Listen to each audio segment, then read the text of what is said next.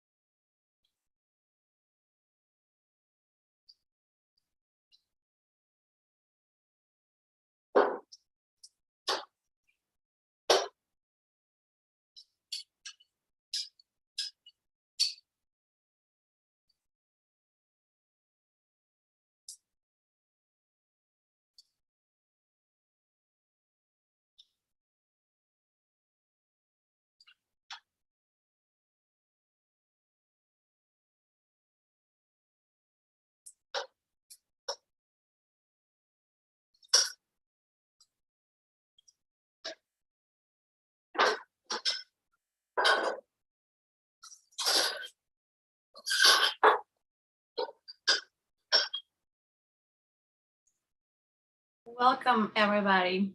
My name is Utemaya Giambattista. I'm principal at O10 Planning and Design. Welcome you all for your time to attend the Belle Boulevard North Front Street Corridor Plan first public information session. Before starting, I wanted to acknowledge the land in which we are located. Now, although this meeting is being held virtually, we should each of us on the call take this opportunity to reflect, to consider the land upon which we are standing or seated, wherever we are, and to consider all of those who have lived from that land over the generations, and to consider especially the First Nations people whose ancestral home and hunting lands these are. On behalf of the majority of us who are here present in the city of Belleville, I would like to honor and thank the Mohawk people and the Tiendinaga for welcoming us as neighbors to the lands upon which we live here in the Bay of Plenty. Thank you. We'll take you through a quick series of Zoom one-on-one protocols. I think by now the majority of us are used to these Zoom meetings, but in any case, at the bottom of your screen, you will see a series of icons where you can chat during the event. I will highly encourage you to submit questions or impressions through the chat function as we move forward. There's a raise your hand to ask to be unmute and to speak and ask questions. There's also a Q&A function that you can use to submit further questions, the meeting. And obviously we have, if you have any technical problems, please communicate with our IT. The IT person will be Donnie, and it's identified under the Belleville logo. And by using the chat box, and he will help you, connect and be able to participate. Next slide, please. If you're joining by phone, there is a way of obviously dialing in if anybody else that you know is trying to communicate or log in.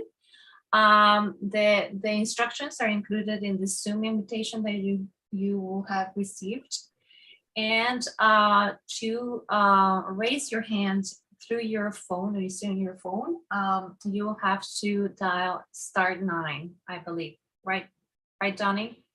This is *9. That's correct. Yep. Okay, perfect. Next slide. Just the etiquette, as you know, through this series of meetings. Your camera and microphone are turned off, especially to preserve bandwidth. To speak, raise your hand, and Donnie IT will unmute you. Your questions can also be asked in the Q&A box. Comments can be shared through your chat box.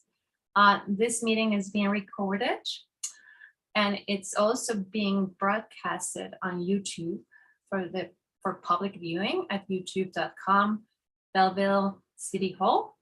And we are here to listen and to respect others' opinions, and I'm looking forward to a really engaging conversation.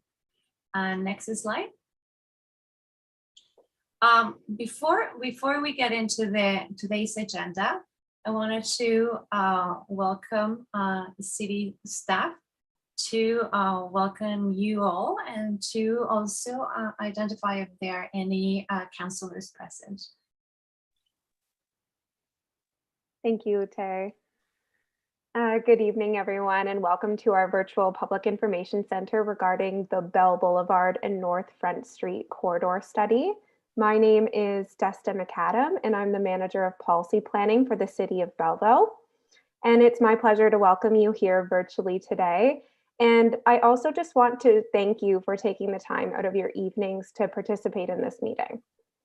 The purpose of the meeting is to provide an overview of the study, including information on the process and timelines, the existing policy and planning context, as well as the servicing and mobility context for the study area. We'll also have opportunities during this meeting for you to provide input and ask questions. I do want to take this time to welcome our lead consultants for the project, which is Photen Planning and Design. And they will be making the presentation this evening. In terms of our attendees, I know when we had the registration, I don't believe there are any counselors present, but we thank you for everyone who is attending tonight, and we look forward to hearing from you later in the meeting. With that, I will turn it back to you, Tay. Thank you so much, Desta. So tonight's agenda is framed in a quick presentation of who we are, why this study, the process and timeline, the study area and context, the planning and policy context that goes into getting a first initial sense of the site, as well as a mobility and servicing context on how transportation and servicing in general works in the area. That will be followed by a question and answer period, followed by a discussion with very, very particular questions on what conforms or forms the Belle Boulevard segment, as well as the North Front segment, and a wrap up. Next slide, please. Before taking you through the more detailed information of who we are, we have a quick poll that we want to run to just further aid our understanding of who's attending tonight, and your interest on the study area. So Donnie, do you have the poll?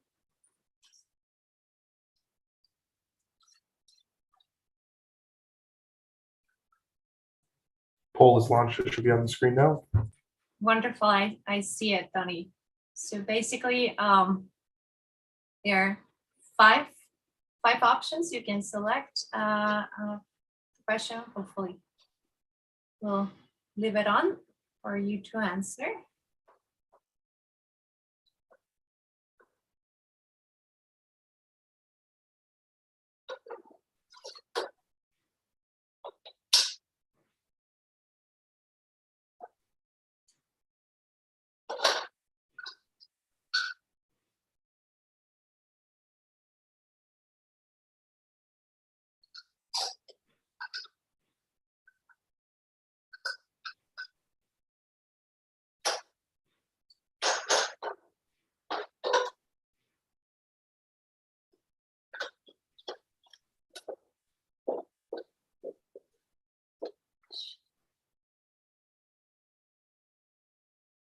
Wonderful. So I think everybody has answered. Can you end the poll, Bonnie?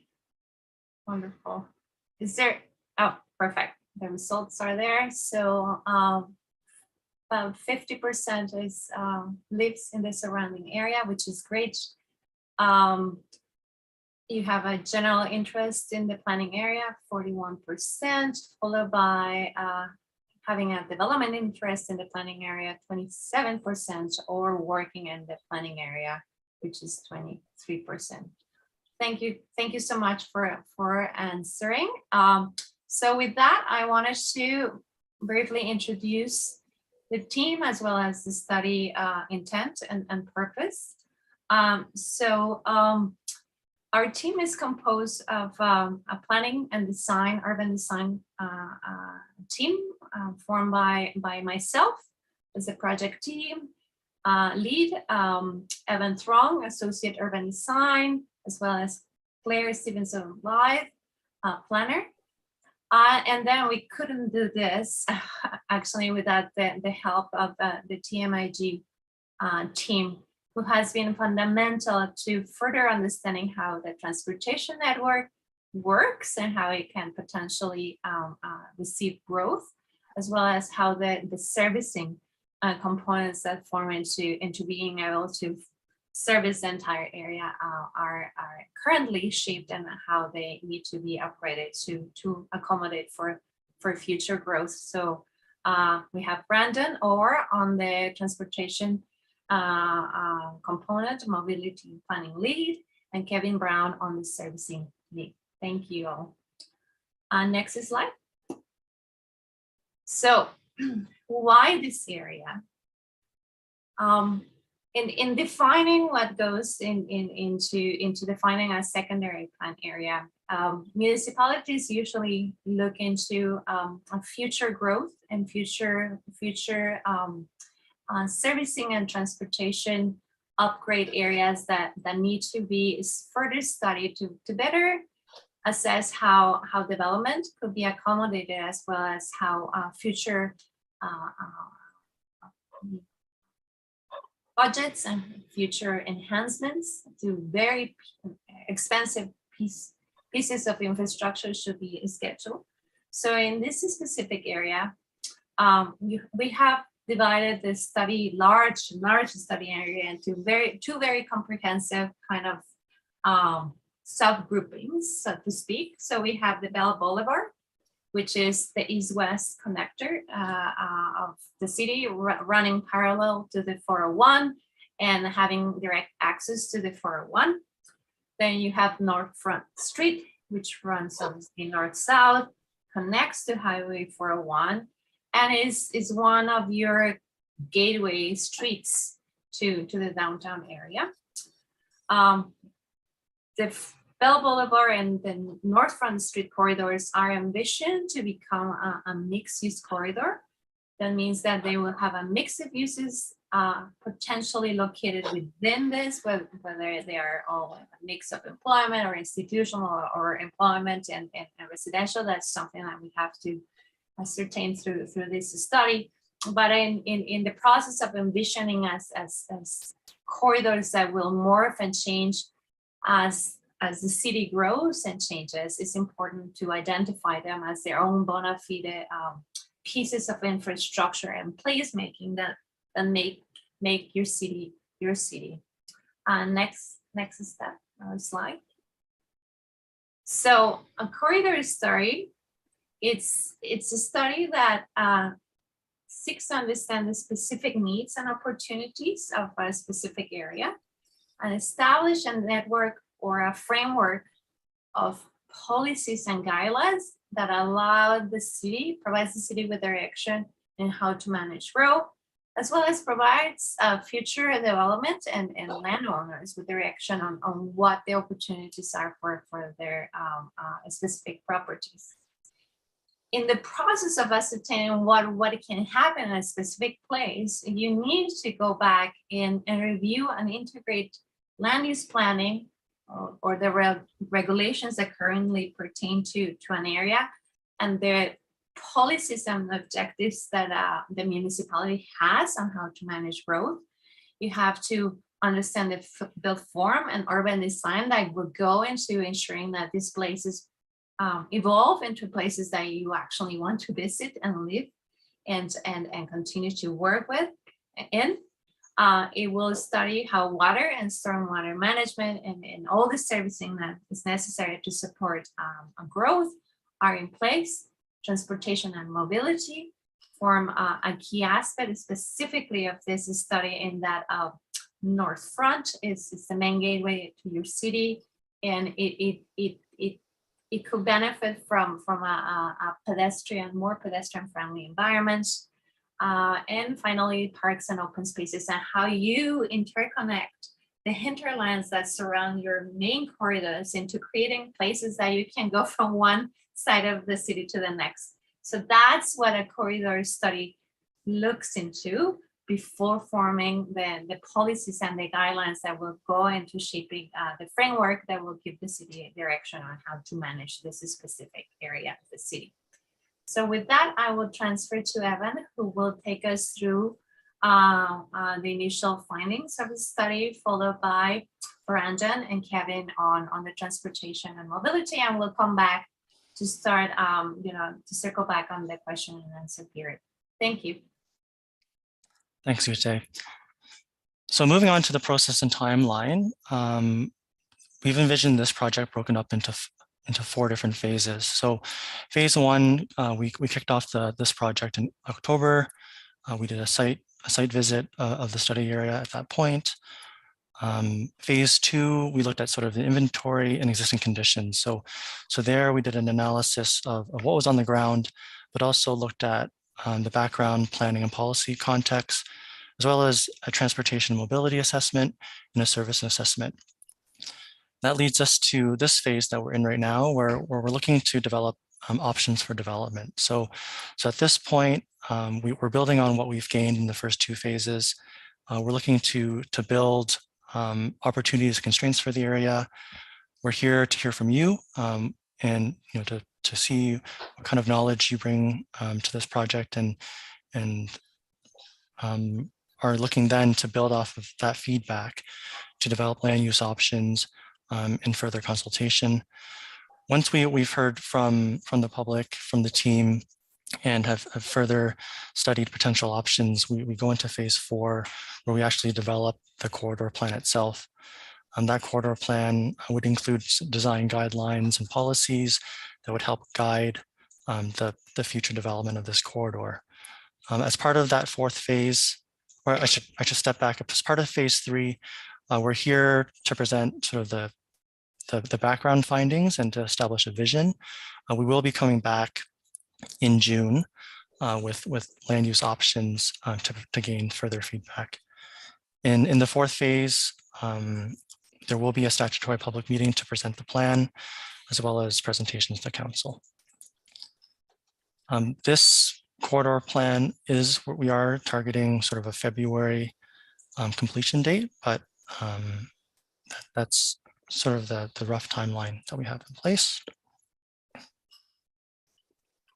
So in terms of the study overview, as Ute mentioned, this study area does encompass Belle Boulevard and North Front Street.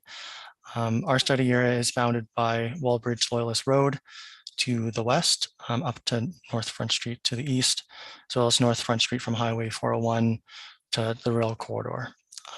That's just south of College Street or Evans Street. In terms of context, recognizing what's surrounding our site, we do have agricultural lands that surround Belle Boulevard, as well as the Loyalist secondary plan area that overlaps the western portion of our site. Towards the eastern portions of our study area, we do have commercial, residential, or retail uses to the north or on the north side of the 401, with existing residential areas flanking North Front Street.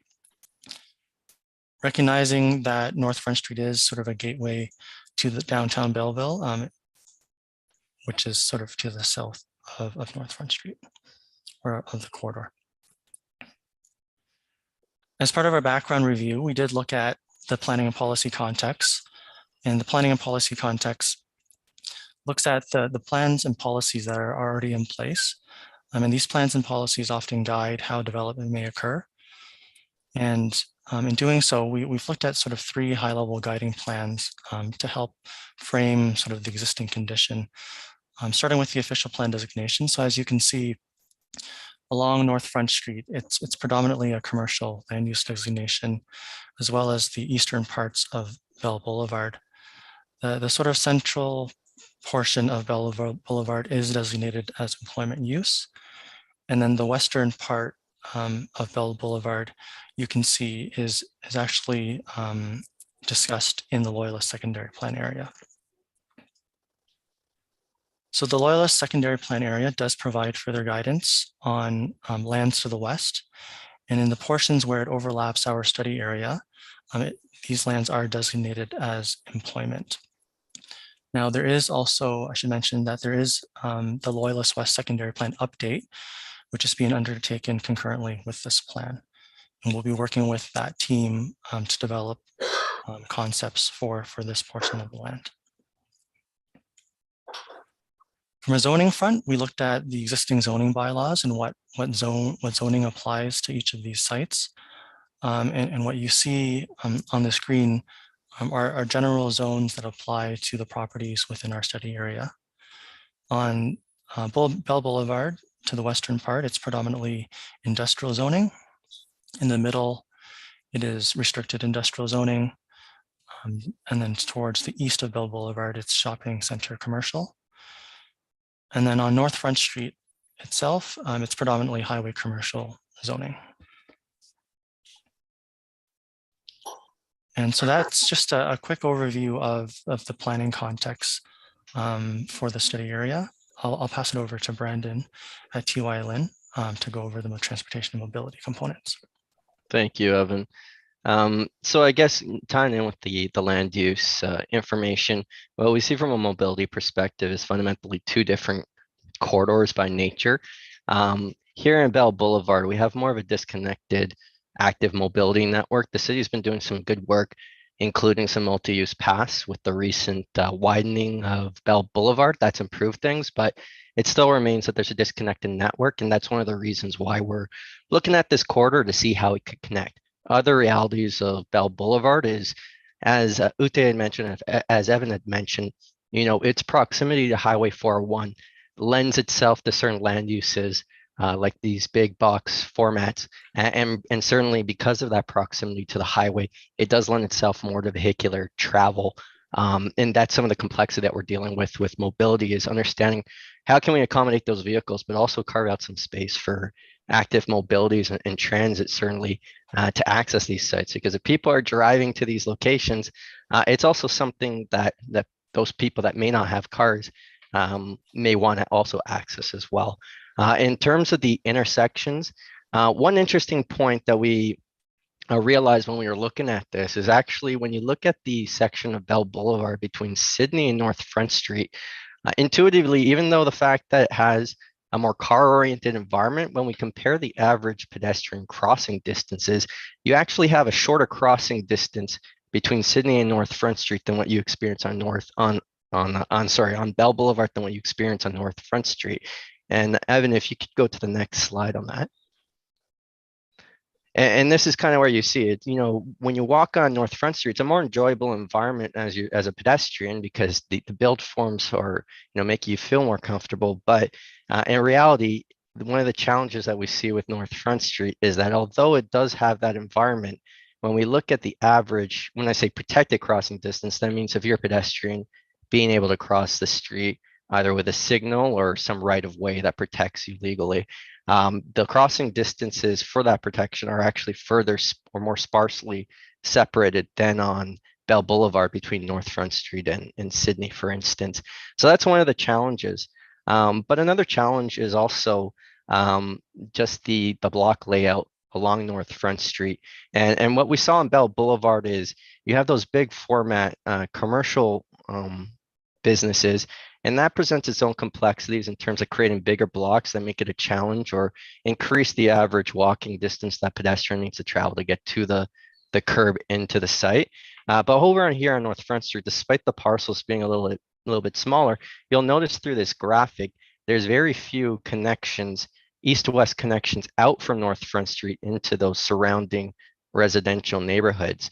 So although in proximity it's close, from a vehicular perspective or even a pedestrian or cyclist perspective, it ends up being a little bit further than just that straight shot distance. And that's one of the constraints that we see with North Front Street. Another thing that's an opportunity here with North Front Street, certainly it is a gateway. But the other challenge is that because of this road network, it does place an emphasis and importance on that connection to the highway to get in to the core and certainly the surrounding areas as well. And that's something that we're certainly going to be looking at, is seeing how can that space potentially be reallocated or be adjusted to accommodate this future vision with mixed use development. Next slide, Evan, thanks. Tying into that analysis, what we want to do is take a look at the two corridors and see, it's not just the traffic volumes. In my opinion, traffic volumes are a symptom of, people making choices on coming from one place to another place, right? So we want to look at where people were coming or going from. And here we show the distribution. We took some cell tower triangulation data, all anonymous, so don't worry about that, but it shows us kind of the distribution of trips between Belle Boulevard and North Front Street. And what we're showing here is the distribution for Belle Boulevard. And what we see with this data is Belle Boulevard, because of its proximity to the highway, tends to attract trips from further distances or areas outside of the city. Although there's still some demand within the city south of Belle Boulevard, it seems the majority of the demand is coming from beyond the city to access this. And that makes sense if you think about it. These are regional stores that are going to attract from a broader distance. And for fun, we actually calculated the average distance of Walmart supercenters. And actually Belleville, the Walmart, it's not on Belle Boulevard, but north of Belleville on North Front Street.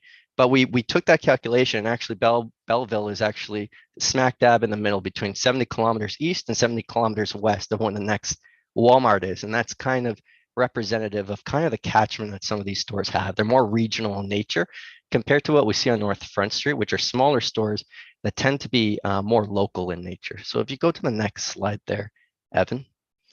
And so this is a comparison of North Front Street. So you can see that the external demand is substantially less. And this paints the picture that North Front Street, despite serving that connection to the highway, also has the opportunity here and also serves more of a local function for local residents.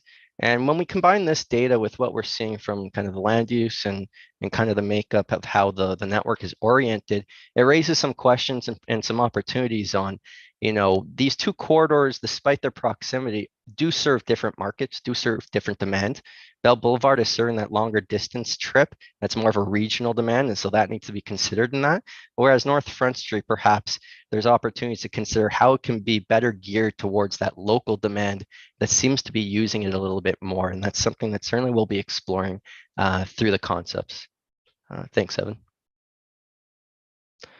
And just to explain these things. So we did do some traffic operational analysis. I don't think we showed any of the results. Those were just the where the location of the signals were. But just for your knowledge and some context, we did look at the operations along the corridor, and generally there was sufficient capacity currently, and there was between 40 to 50% capacity available during the peak hours. And the way we quantify capacity is through modeling software, and then it outputs data in terms of delay and quantifies in terms of level of service. So if you do see some reports that I'm sure will be shared in the coming weeks or months, we will have level of service quantified, and that just essentially indicates whether it's free flowing, whether there's a breakdown in flow, whether it's congested. And we looked at it for vehicles, pedestrians, and cyclists. But generally here for vehicular travel, it was generally good. There's a few pinch points, certainly as you all probably know, with the intersection of North Front Street and Belle Boulevard, within that stretch between Sydney and North Front Street. There does tend to be some movements that might have some constraints, but generally when we look at it at a corridor level, both corridors seem to have sufficient capacity today and to accommodate some growth into the future. When we look at pedestrian operations. Full disclosure, pedestrian and cycling operations take more of a qualitative measure. It doesn't really measure delay. It measures more of, are there good quality facilities? Do they connect to a network? And so pedestrian and cyclist facilities on these corridors, based on those qualitative metrics, were deemed to be poor. And that primarily stems from the fact that if you're on North Front Street and you're a cyclist, you can technically ride on the roadway, but it is a very intimidating environment, especially if you're a novice cyclist or someone that may be cycling for the first time. I cycle quite a bit all the time. And even me, I get worried or concerned when I'm on a big corridor with 4 lanes of traffic. So because of those reasons, and certainly on Belle Boulevard as well, that's why cycling was shown to be a bit poor. Pedestrian operations were also proven to be poor from a qualitative measure because of those other things I'd mentioned before, where there's longer crossing distances along North Front Street, and then on Belle Boulevard on the western portions, there's just very limited crossings. And why that's important is when it comes to mobility, whether you're driving, biking, or taking or walking, the most important thing that we see time and time again through all the studies we do is that time is the most valuable thing that people have.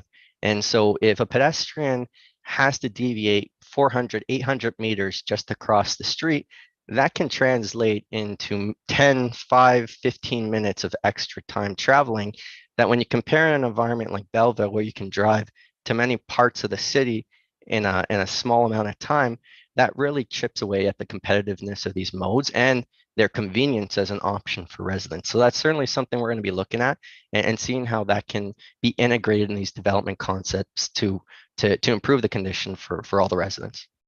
Thanks, Evan. Thank you so much, Brandon. So with that brief introduction on the background information on the study corridor, I will open the question and answer period. Just so you know, or remind you, there's the raise the hand or submit questions. Both of them work, and happy to take your questions.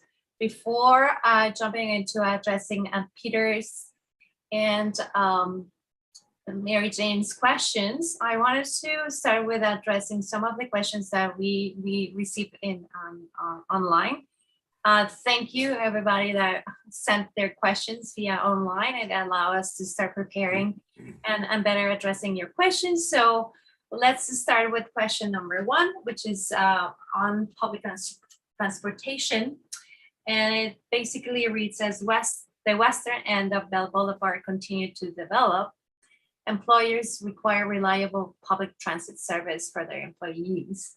Is there a plan to address this need? And I think having heard you, Brandon, on all things transportation, can you please answer this question? Certainly, that's a great question. It stands the reason that, if you don't provide the transit, how are people going to use transit to get there? So that's a valid concern. And that's something we're looking into. We're working with Belleville Transit to get a sense of where their ridership is, to understand where, the current demand that those routes serving those corridors, where that ridership is coming from. And we're going to be relaying that with some of this distribution data we have that I just showed you on previous slides. And so I can't say we have an immediate plan right now. It's in the works, but we are also collaborating with our partners or with colleagues on the Loyalist secondary plan, which certainly on that western portion of Belle Boulevard, we'll be looking at, how the integration can be had between Belle Boulevard, Loyalist secondary plan, and then beyond through Belle Boulevard and North Front Street, how this whole system can be integrated from a transit perspective, certainly. So we don't have a formal plan right now, but that's certainly something we are considering, and that's certainly a very valid concern that we are taking seriously when we develop this mobility plan. And I'll just add one last thing is that the reason this is so important, why it's so integrated into what we're doing in North Front Street, is because with mobility, whether it's active transportation, transit, or vehicular, they really have their different niches and where they're best suited for. So for instance, active transportation is typically more amenable for shorter distance trips, whereas transit is more amenable for medium to long distance trips. And so when we take this distribution data, we can get an understanding on how far residents are traveling to certain destinations. And that helps us understand where it's most viable to integrate transit into these plans. There you go. Wonderful. Thank you so much, Brandon. Next question on water pressure. It's submitted by a property that sits on the western edge of the corridor. Their water service is not adequate to meet the needs of their guests. It delivers to the property at 40 PSI. It necessitates a supplemental private pumps, and the general concern is that as development continues along the corridor, the water draw will rise, and what is being done or proposed to address the low water pressure. And Kevin will ask you for your input, please. Certainly, Ute. So in order to answer this question, I'm going to get into some of the technical aspects of how water systems work. In Belleville, the lands south of Highway 401 are all serviced from the main pressure zone with the water pumped up from the treatment plant down by the lake. And there are booster pumps that service the higher elevation lands on the north side of the 401.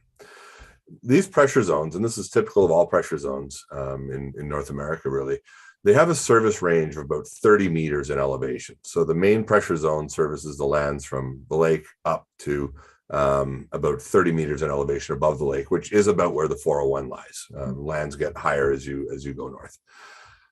So, with that 30 meter or 100-foot range and pressures that can be serviced, many tall buildings, most tall buildings, and certainly if they're greater than 10 stories, will require some sort of internal pumping just to offset the initial height of those floors.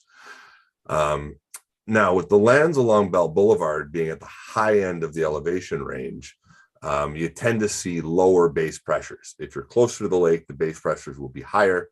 As you go further north, they're lower. So that 40 PSI is towards the low end of the standard level of service. And that's a function of elevation of the lands as much as anything else. Now, the primary objective of this study is to ensure that through the planning process of the new development that's going to be planned for up there, is that we don't make conditions worse for any existing residents or businesses. We want to make sure that there's enough servicing capacity that the conditions are and the levels of service are maintained. And we're going to review that through subsequent phases as we get a little bit better idea of the sorts of planning and densities and the like that make sense from a transportation perspective, from a land use planning perspective.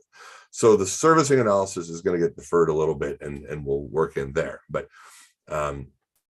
now, and to the point that you raised in your question, every additional drop of water that flows through a water main increases the potential to increase pressure losses along there. I think that's fairly well understood. But it's important also to understand that water mains in North America are generally sized to supply fire flows. So they end up being significantly larger than they need to be relative to the population or business related demands. And that's especially the case along Belle Boulevard. It's a 450 millimeter water main. That's 1.5 feet in diameter. It's a good sized pipe.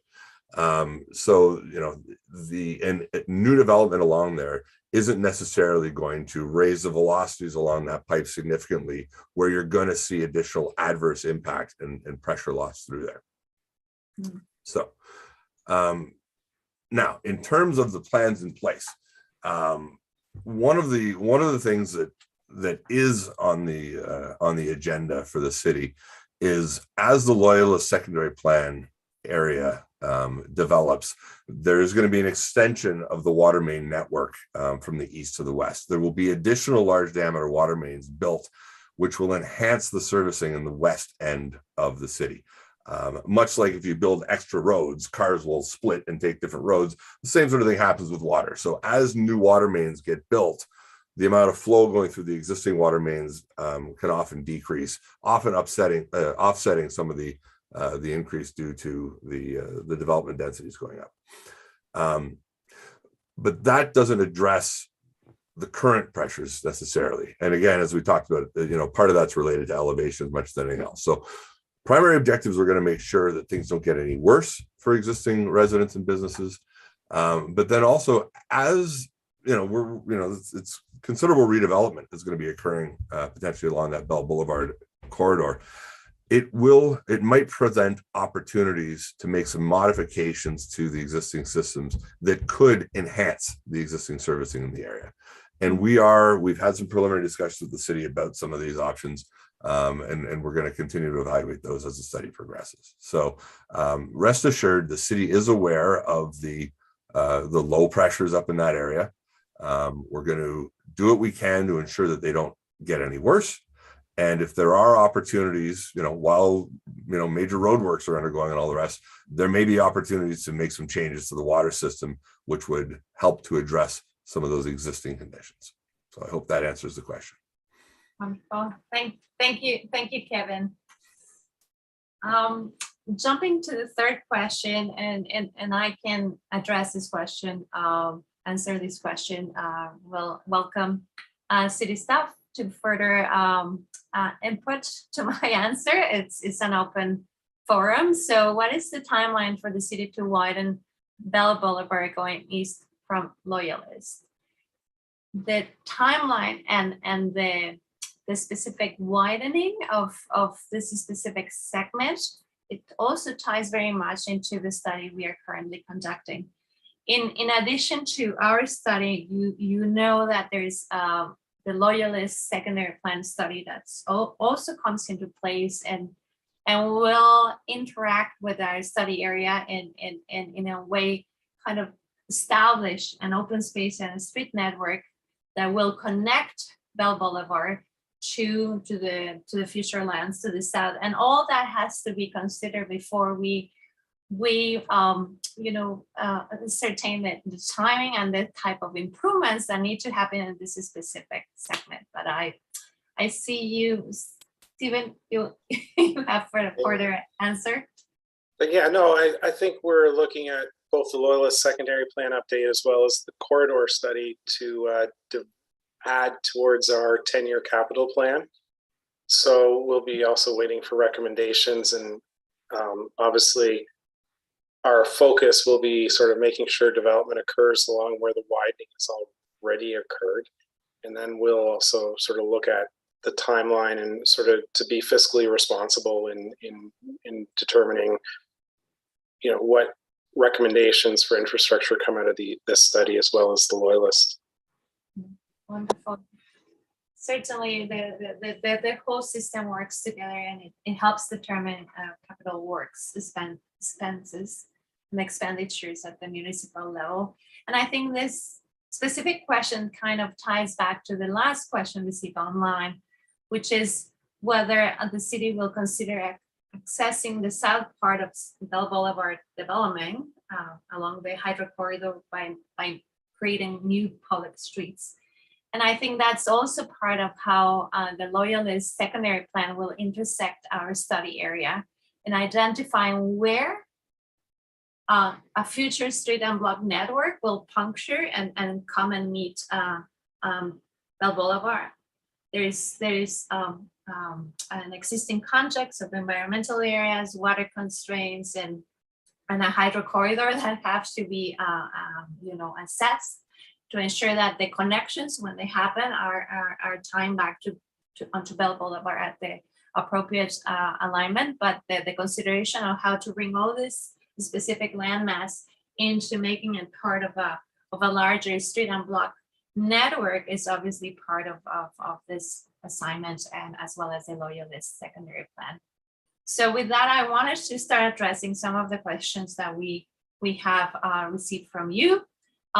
Peter, I think we answered one question as far as how far west the study goes, which is all the way to Woolbridge, Loyalist Woolbridge Road. But your initial questions is why to stop at the railway lands. The study should stop at Dundas Street to open the gateway to downtown. There are 3 traffic lights south of the railway that act as a disincentive to potential downtown visitors. And once again, I welcome the city's team to help answer the question. But in the outlining of what goes into a study area, and it's usually a very difficult assessment and where you draw the line. The main kind of key component that prompted this exploration was to explore how currently designated, land use designated commercial areas, which are mainly located north of the railway lands, the corridor, could be studied and could evolve into true mixed use developments in the future, and what that will do to the fabric of the specific street and the level of servicing and the level of traffic and infrastructure that needs to be in place to sustain this sort of development. So it was the land use framework that currently exists, where you can see a clear distinction or switch of land uses at the railway corridor that kind of prompted into defining this initial boundary.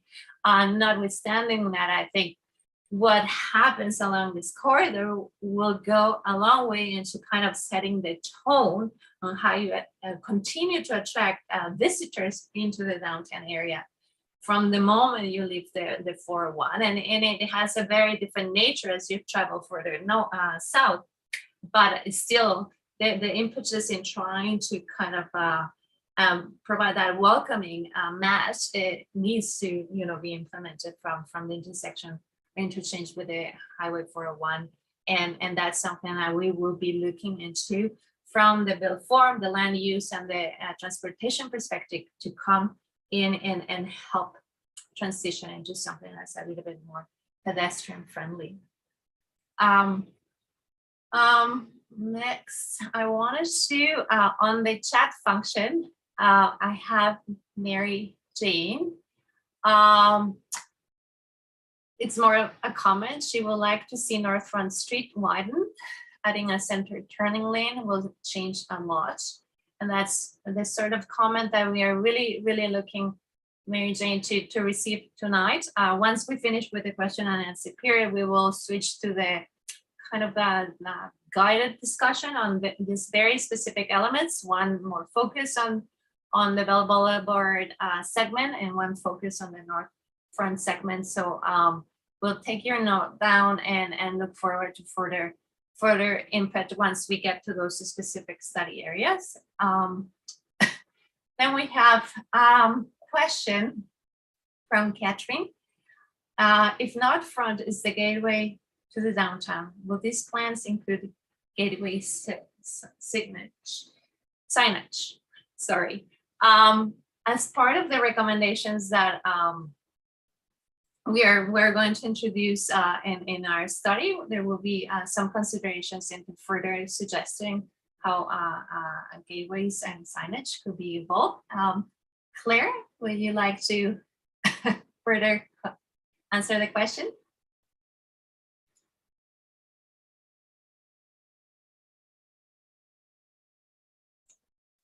Hi there. I just wanted to say, yeah, one of the things that we've been working on is looking at the existing connections that are there and trying to specifically for looking at connections with the downtown and making an interaction between the both, and looking at mobility and how we can connect them in the study area. Wonderful. Yes, thank you, Claire. And it's certainly part of the way we start to conceive the idea of guiding and guiding vehicular movement as well as cycling and pedestrians through a specific area. Wanted to answer Jim's questions. They're very much focused on the cycling and walking issues of both corridors, which are truly what our initial assessment. They are truly some of the main issues that are facing the area, especially as it intensifies and welcomes new developments. And so Jim is asking whether there will be some solutions presented to the cycling and walking network, and whether one of the main issues being the discontinuity now from how you circulate in this specific study areas. And so cycling paths on Belle Boulevard not continue west, as we know. And then obviously easterly on Canifton Road. And then there's a number of connectivity issues, pedestrian and cycling on North Front. And to answer that, Brandon, will you? Sure. Am I able to share a screen? I have a slide that kind of shows the road network, and I think it might Sure. resonate with Jim. Sure. Great, thank you. So let me know if you can see my image here, this slide. It works. Great. So yeah, very good comment, Jim, and I think Peter. They're all kind of related, these comments. I'll tackle them all as best as I can. So Jim, you mentioned the disconnected nature of the cycling network. Here we've shown kind of the existing network, which is in green, and then the planned network from the transportation master plans, cycling recommendations. And you're absolutely correct. It is disconnected. Despite some of these future improvements that come to play, we've identified, even here between these two planned routes, it's about a kilometer distance. And you compare that between the road network and the grid for the road for vehicles, it's much more finely laid out for vehicles. And so this is one of the things we're looking at to do through these development concepts, particularly on North Front Street. See, how can we punch in and extend and connect to these adjacent neighborhoods with the cycling strategy? One of the low-hanging fruit we're seeing is this hydro corridor and the opportunities for a multi-use path to provide east-west connectivity. But more importantly is understanding what we can do with this space, which is about a kilometer and change between Belle Boulevard, or I guess Tracy Street, or I can't recall the name of the street, the hydro corridor, and College Street here in the south. So that's certainly something we're going to be looking at. We don't have any solutions yet for cycling. This is something where, Jim, Peter, or anybody on the line who's provided a comment, we encourage you, give us some ideas on what you've had. You all live in the community. You will all see things that perhaps we may not see. And so I encourage you, if you have an idea, I will seriously take a look at it. I'm a nerd. I look at these maps and looking at what the solutions are. So if you have a good idea, I'm all for it. And that's certainly something we're going to be looking at. In terms of what Peter mentioned in terms of the intersection management and carbon footprint, we are looking at the opportunity to quantify mobility benefits in terms of carbon offsets and how those translate into general externalities for the community. So for instance, if you can shift people onto active transportation or transit, although that may be not be as amenable an argument from a traffic operations perspective, there may be an argument to be made where it can yield other benefits and economic benefits for the community and through other means that we can quantify, like health care cost reductions in the long term and things of that nature. So we will be looking at that. And in terms of the intersection management, that's a good plan. So that's a good comment because, the way that the traffic signals are often coordinated in cities is that they're coordinated to convey the flow of traffic efficiently through a corridor. However, there are new trends coming to place that perhaps one of the concessions that could be made on North Front Street, if there's an appetite for it with the land use opportunities, is perhaps gear that progression to create green waves for cycling and pedestrian movements, for instance. And that's a recognition of they have a different average traveling speed.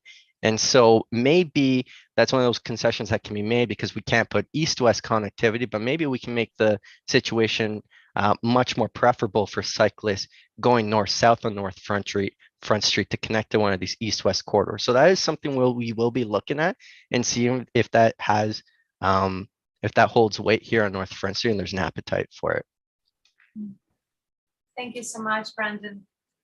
I think the other interesting question, Peter's question on carbon footprint and the potential to consider roundabouts instead of traffic lights in order to improve traffic flow and reduce obviously the carbon footprint by ensuring a continuous flow of cars, as well as the reduction of the width of the roads, other than turning lanes and the basic functioning components of a street of this nature will obviously improve the safety and enjoyment of the pedestrian and cycling experience. So I think your suggestion, Peter, once again is very timely, is what we are looking for as we enter the second part of this discussion, to really kind of capture any ideas, any suggestions, and more than anything, any key points that are at this point are really negating the possibility of circulating and enjoying this study area as it ought to be. So thank you for that, and we'll note it. Jim had another question, and what's the rationale for not continuing the Belle Boulevard portion to the study easterly? I think it's very much, once again, based on the land use designation that currently exists for the specific study areas. East of the study area is obviously more of a residential nature, but I do believe that what comes out as a resolution from this study, Jim, it sets the stage to obviously continue in one way or another the network further east to tie back to the wonderful system that you have along the water. And that's something that we can, as part of the conversation and recommendations put forward through this study, is look at, well, we have a boundary of the study area. Obviously, there's a potential and a set of the recommendations that can look into how the network starts stitching together eventually to form one cohesive system, even if our specific study is not at, it doesn't extend that much further east. Peter also suggests that one of the studies should be to integrate the travel experience from the 401 to Dundas. So the logical flow is not compromised, and I think from also the setting the gateway experience, right, and how you experience this specific street as you travel south to the downtown area needs to be one comprehensive approach to signage and anything from light or lights and street lights and planting and whatnot. And it's something that can also be very much part of the set of recommendations that come out from this particular study. Peter, the cycling routes out of the city are curtailed at the 401. However, cyclists, and you are one, who use alternatives on longer rides, like using Airport Parkway East to get out of town or the city. They should be better signed and promoted, and completely agree. The transition and the crossing of interchanges with major transit or transportation corridors is always an issue, and it's certainly something that we will look into, and take your notes on how you navigate that really difficult transition to further go north. So with that, I wanted to transition to the discussion portion. We only have 30 minutes, and there's a lot of the questions that you have been raising will further be flushed by this exercise, so bear with me. The gist of the session is to basically go through the opportunities and constraints for each sub-study area, as far as the land use and built form and land uses that currently exist and how you experience the site, as well as the public realm, the streets, the streetscape, the pedestrian, the cycling and vehicular transportation network for each subgroup. And what we want to better understand, we have visited the site, but obviously we rely on you living in the area to better understand the strengths of what you like, the specific area, the weaknesses, what you dislike, opportunities, what can be improved, as already you started to suggest, as well as the constraints and what are some of the obstacles and in improving a new vision. So with that, I want to go into the Belle Boulevard subsection to really tackle right now the land use and build form of this specific area. And so we have a series of questions from what is your favorite thing in or about this area? Where are the things you would like to see change? Where are there certain types of businesses, industries, or mixed uses that you would like to see here? Are there any landmarks that you would like to identify, which then we will use to kind of further create that sense of place when you are navigating across the street? And do you have any priorities or ideas specific to this area? So welcome any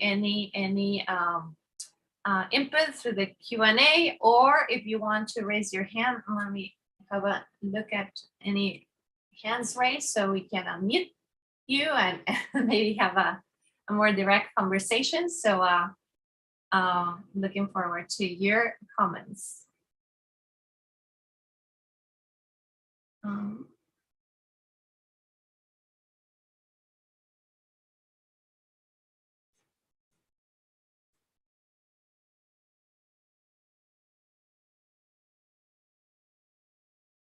There's also the chat, as Claire has identified, if you want us to do your input. The other element that's important to mention is that we will have a survey that kind of goes through the very same questions. If there's anything else that you kind of think of as the days pass, and you want to add to this conversation, obviously we encourage you to either send us an email or complete the survey. We will have the information at the end of the session on how to access the survey and send your further emails. But I see Brandon suggesting to have a call with Peter, who has already presented many of these ideas to the transportation studies, and I think that would be a wonderful idea. Not to mention that obviously as we go through the process, we will hope to see you back in our second working session where some of these ideas are obviously being further flushed out and experiments. But so that will be great. Don't see much as far as answers, but basically with this specific slide, we're looking for if you imagine, so in how you experience a place and how you navigate and cross a place, there is always some mental mapping on specific buildings, specific intersections, or specific natural features that kind of tell you, oh, I'm closer to this, or oh, I'm about to arrive to a specific area, which signals the transition to the places and how you use them. So it's always very telling and very interesting for us to hear and understand from you what elements from as far as landmarks make your inform how you know you're getting closer or farther away from a specific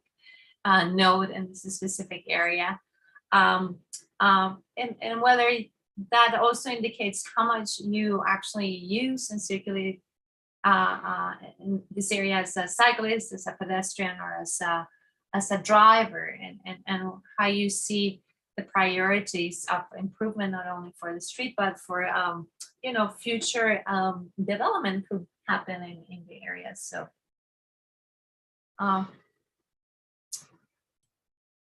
Okay, may I jump in for a moment quickly? Sure. I just wanted to make amends for a minor gaffe earlier, and I see Peter, for those of you that love the city and know that it's not on the lake. As I stated twice, I believe, during my presentation, I spent too many years living in Kingston and Toronto, and assuming that, you know, everything along the south of Ontario is on Lake Ontario. Of course, it's on the Bay of Quinte. My apologies, dear residents of Belleville. I think I made the same mistake, so apologies to now that you mentioned that. Thank you, Kevin. So let's see some chat input. Catherine would like to see this area remain more big box, small industrial businesses. Jim, well, that's the link. Yes, we agree. Traffic studies will be key, Catherine, and the influx of people living and accessing the 401 and being one of your main channels onto the rest of the city makes this a specific transportation and traffic study key, especially as we consider how the lands on North Front and to a certain extent on Belle Boulevard continue to intensify and develop and offer other land uses, true mixed use. And so that's something that's paramount to this study. The new section from Loyalist to Sydney is beautiful. I agree. Are there any plans to update the section from Sydney to Belle Boulevard? Susan, that is very much part of the study as we progress to have a holistic understanding of how development through the Loyalist secondary plan will come in and tie in into Belle Boulevard, and how the extension of this wonderful cycle path that already exists for a portion of it can be extended, and one can be extended, and so it ties and makes sense into how the area will continue to evolve. But it's having the precedence of having such an amazing infrastructure in place already. It makes it easier to a certain extent as planners and urban designers to kind of continue to recommend the implementation of something that has been tested. It's very much liked by the residents and users.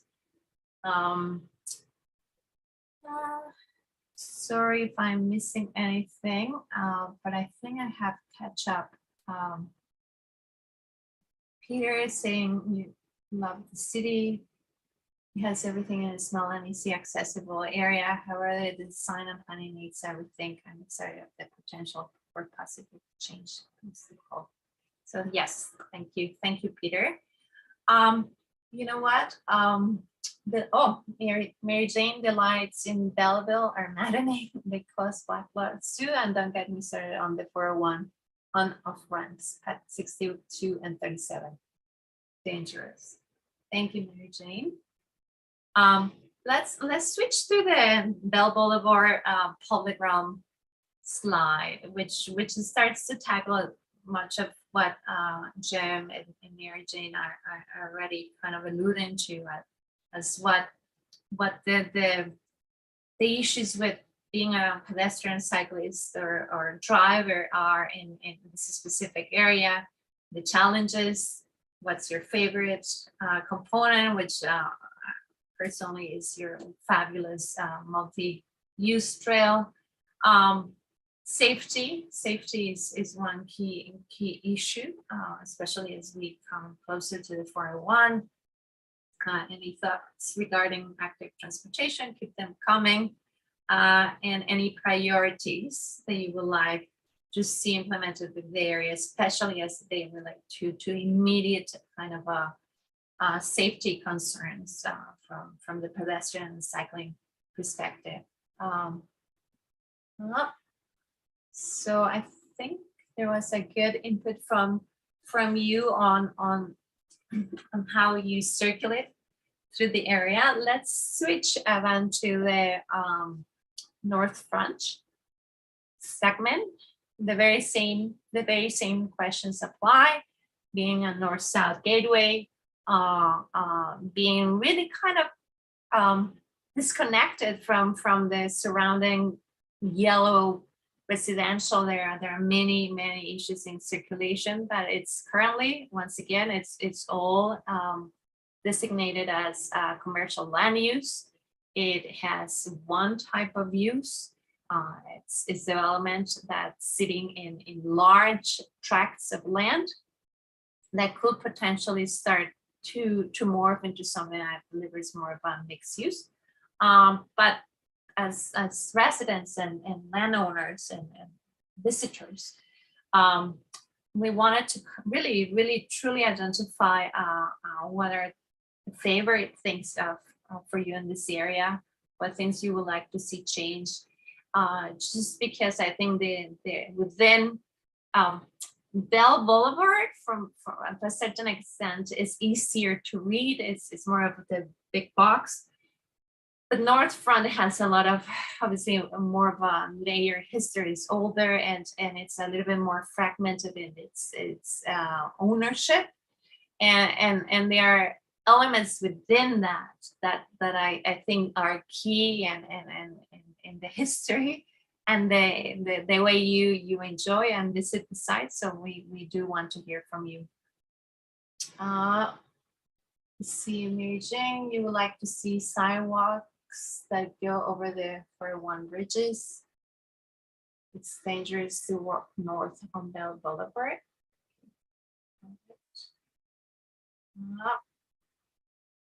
I have catch up with everybody, so I don't see any hands.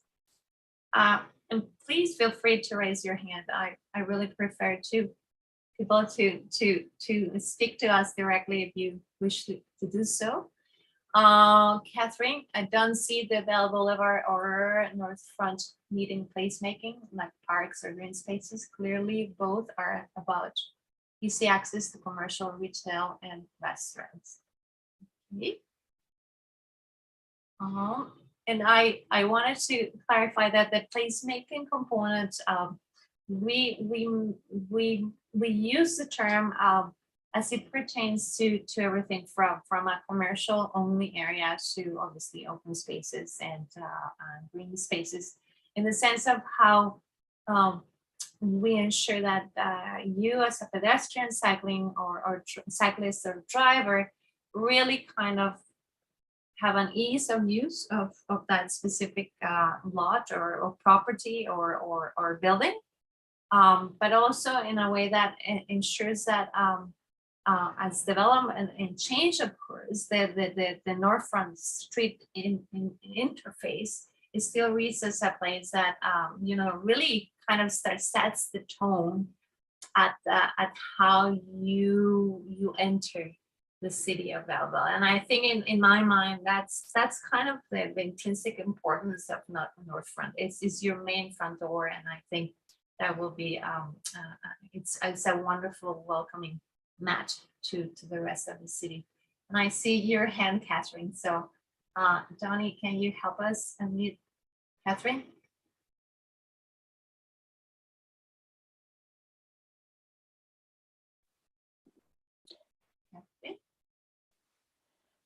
Okay, so hopefully you can hear me now.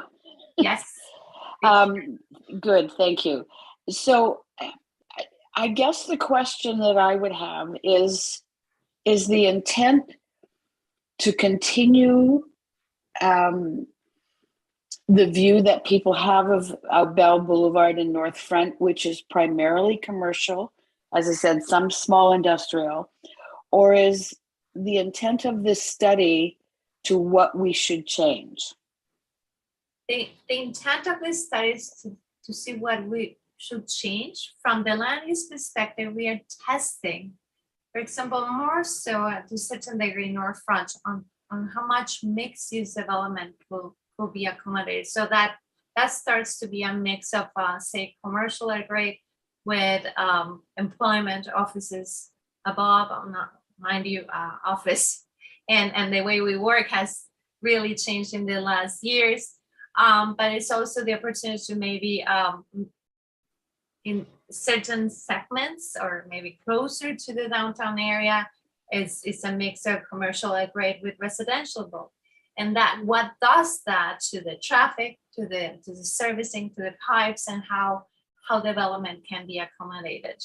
It's so massive that it's obviously too much land to envision everything to develop in the next, I don't know, 30 years as a true mixed use corridor. But I think there are opportunities to start introducing a little bit of a mix, so you don't end up as Peter is saying at this point in time, it's just a fast food restaurants and it's just one certain type of commercial. But it's really it's starting to look at what can change and what can maybe enhance, bring a little bit more of the even just the commercial diversity of the smaller, not big box that can maybe be, along Belle Boulevard, but really kind of starting to give you a little bit more of that diversity, and that immediately translates into a kind of a different street as you enter and go all the way to the downtown area. And so that's kind of the exercise at this point in time. Okay, and thank you for that, because I think people's experience, certainly as someone who's, I'm going to say, relatively new to Belleville, I've been here about 13 years. My observation is that Belle Boulevard is really about big box kinds of stores, malls, that type of thing. As you progress south on North Front Street, it again is very much commercial elements, and commercial being retail and shops and that type of thing, restaurants. But the other difference that I would take note of is that Belle Boulevard and North Front Street tend to be much more modern, where the downtown section and transparency, I have a business downtown, is much more about the heritage elements that come into play. So how do we make that transition from something that is probably considered to be into that heritage element? And that sort of goes to my questions about gateway signage. Yeah.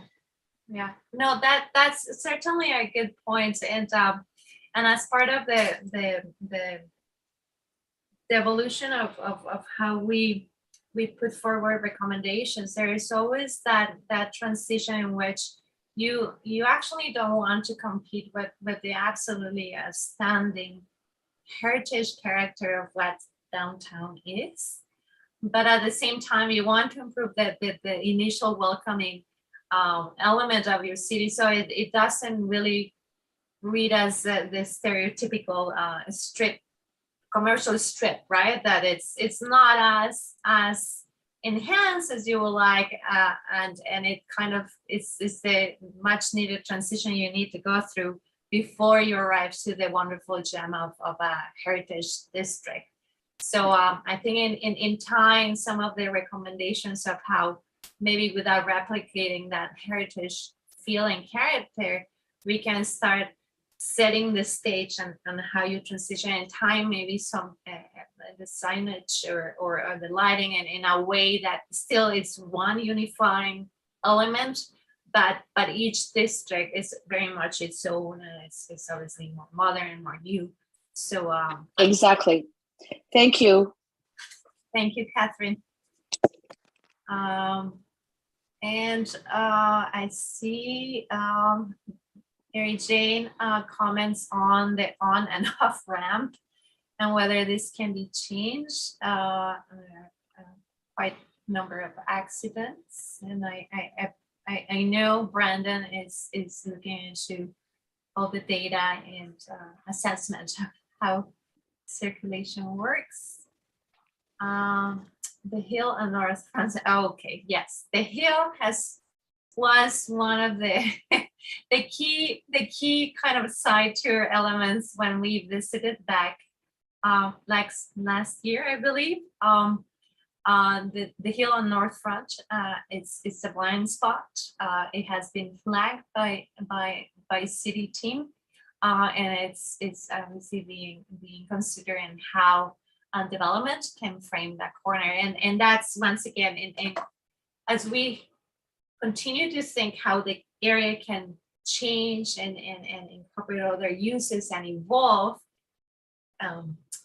Topography elements or blind spots also go into informing how development can address that corner. So if you're in a blind spot situation, maybe development has to kind of open a little bit more so you don't, so to speak, choke the intersection with buildings and it further reduce the visibility.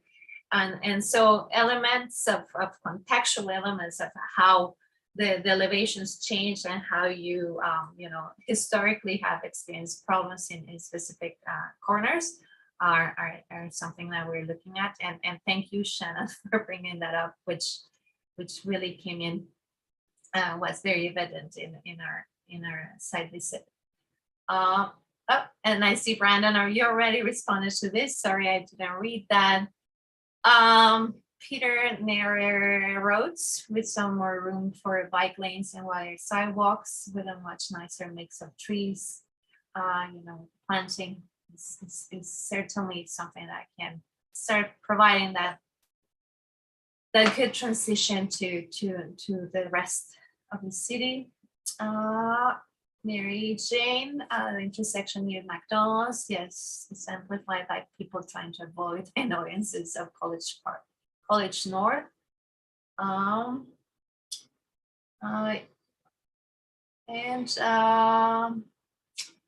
Removing the mess of overhead wires. Yes, that's something that's also comes up a lot in our studies and certainly we'll look into.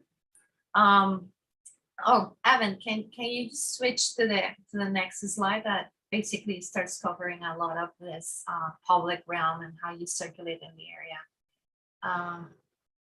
Comments. A lot of people use North Park to avoid the congestion on North Front. Thank you. And left turns onto North Front from McDonald's should be allowed. You're basically crossing the lack of visibility.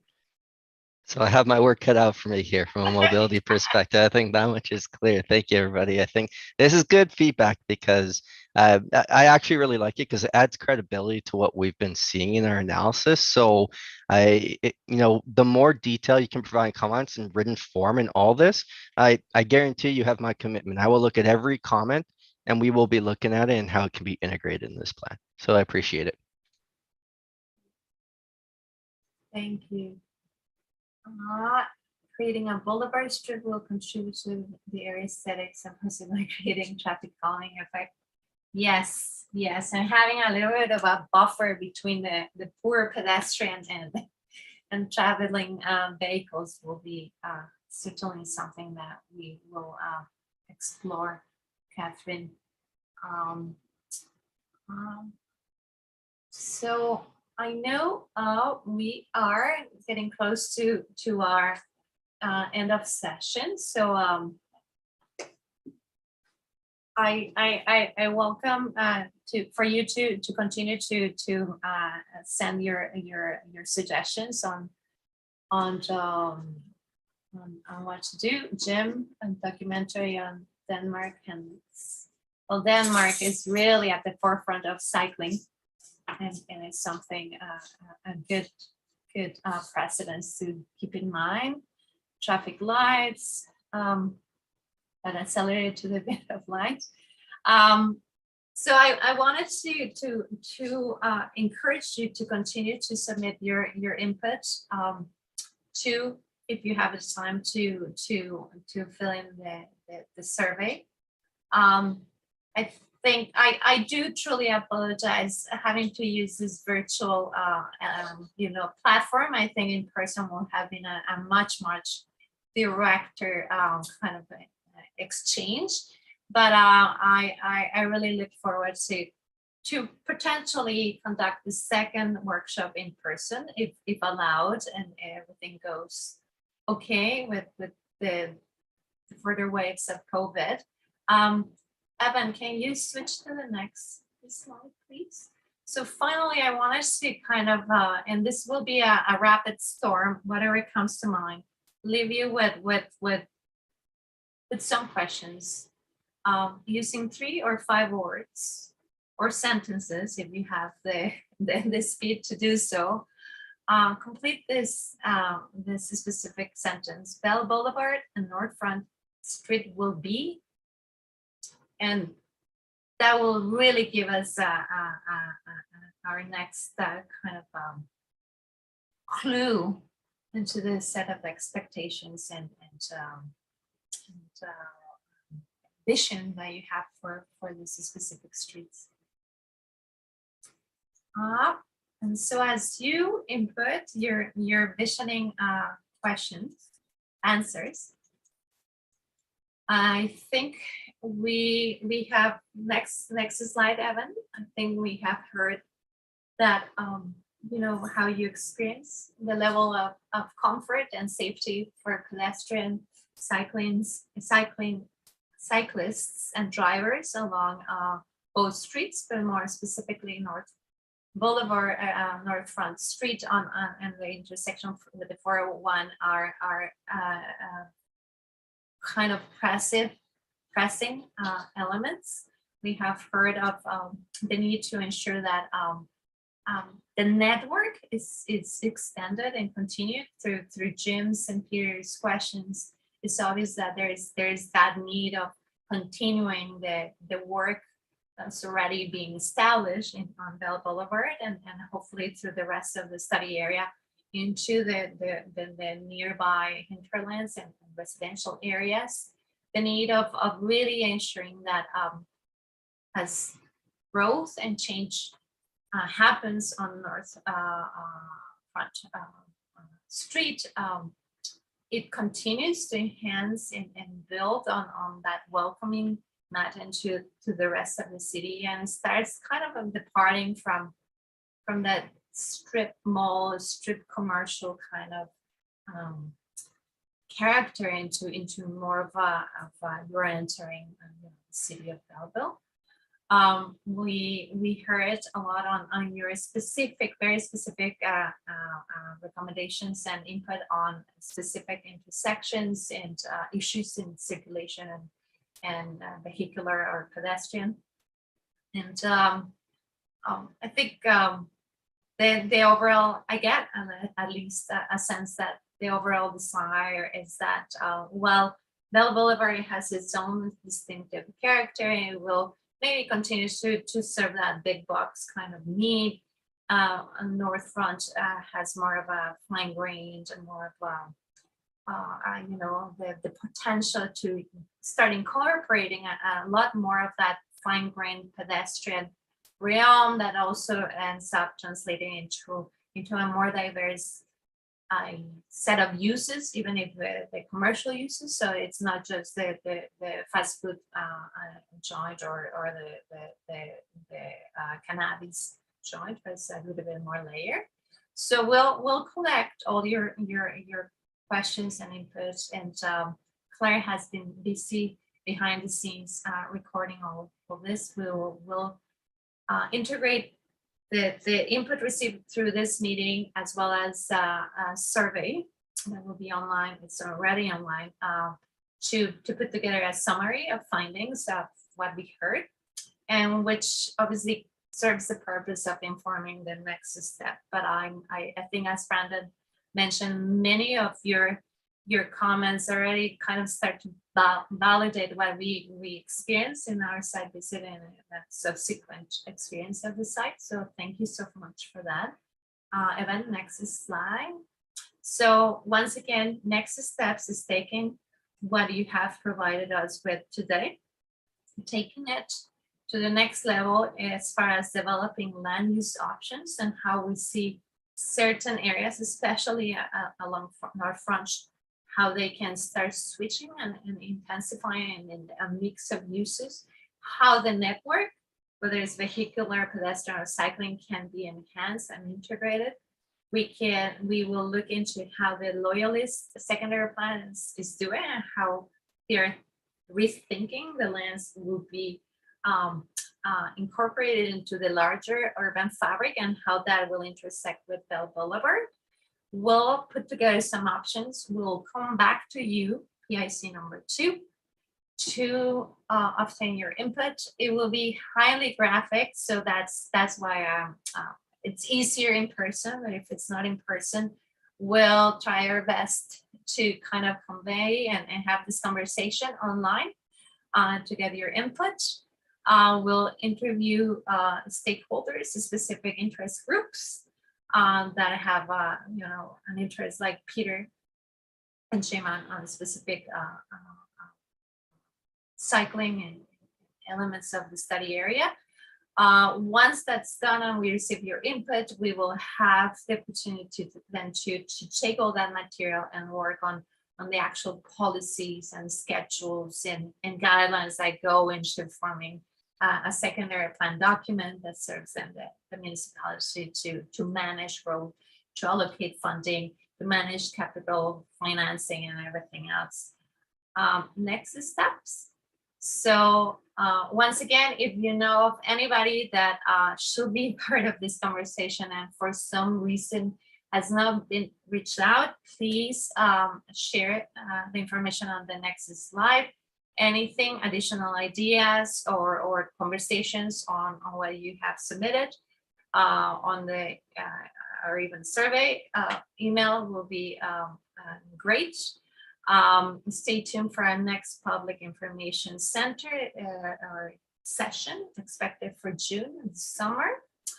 And thank you so much for being here, staying with us until this time of the day. Here's the information of where to find the survey and the email and phone number to contact us. And with that, I wanted to pass it back to Vesta to close the session. Thank you, Vesta. Thank you, Ute, and thank you everyone again just for being here tonight, for tuning in to learn more about this study, and then also for providing your questions and comments regarding the study area. I think that there's been a great discussion tonight in the chat, and I'm personally really looking forward to the next steps in this process, which will also include meeting again in the future to get further input from you. So stay tuned on the project webpage, and always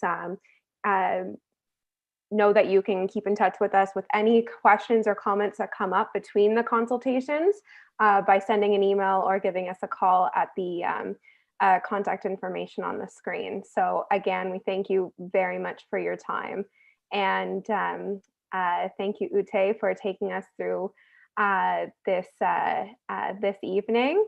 And I think that's it for us. Thank you, Vesta. Thank you, everybody.